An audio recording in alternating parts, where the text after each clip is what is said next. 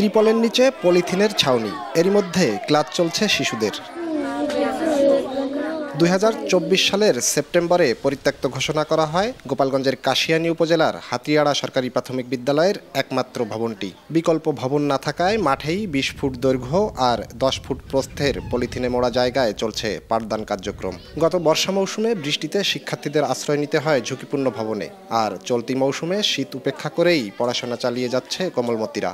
বাতাস আসে, আমাদের খুব শীত লাগে। অল্প জায়গার ভিতর 3টি ক্লাস, এ কারণে ওই পাশে থেকে পড়লে পারে এদিকে বেশি শোনা যায় না। বৃষ্টি হলে আমাদের ওইদিকে একটা ক্লাস আছে, ওই জায়গা থাকতে হয়, তবুও ওই জায়গা সমস্যা হয়। স্কুলের পাশে একটা রাস্তা আছে, গাড়ি চললে শব্দতে কিছুই শোনা যায় না, এজন্য আমাদের খুব সমস্যা হয়। পুরাতন ভবনটির পলেস্তারা খসে পড়েছে, বেরিয়ে আছে দেওয়ালের রড। 2024 সালের আগস্ট থেকে নতুন ভবন নির্মাণ শুরুর কথা থাকলেও এখনও তা হয়নি। এতে ব্যাহত হচ্ছে পাঠদান কার্যক্রম।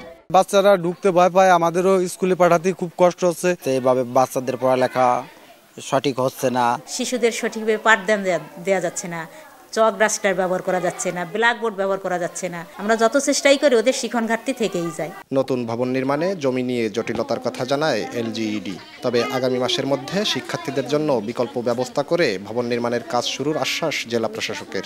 জমি সংক্রান্ত জটিলতার জন্য কাজটি শুরু করতে বিলম্ব হচ্ছে। তো আমরা আশা করছি অচিরেই যে সমস্যাটা হচ্ছে বাচ্চাদের ক্লাসের জন্য আমরা একটা মেকশিফট করে দিব, বাচ্চারা নির্বিঘ্নে শ্রেণী শিক্ষা গ্রহণ করতে পারে সে বিষয়টি নিশ্চিত করার জন্য নির্দেশনা দেওয়া আছে। আশা করছি যে 10 ফেব্রুয়ারির মধ্যে এটা সম্ভব হবে। 1957 সালে প্রতিষ্ঠিত হাতিয়াড়া সরকারি প্রাথমিক বিদ্যালয়ে বর্তমান শিক্ষার্থীর সংখ্যা 91 জন, শিক্ষক আছেন 5 জন।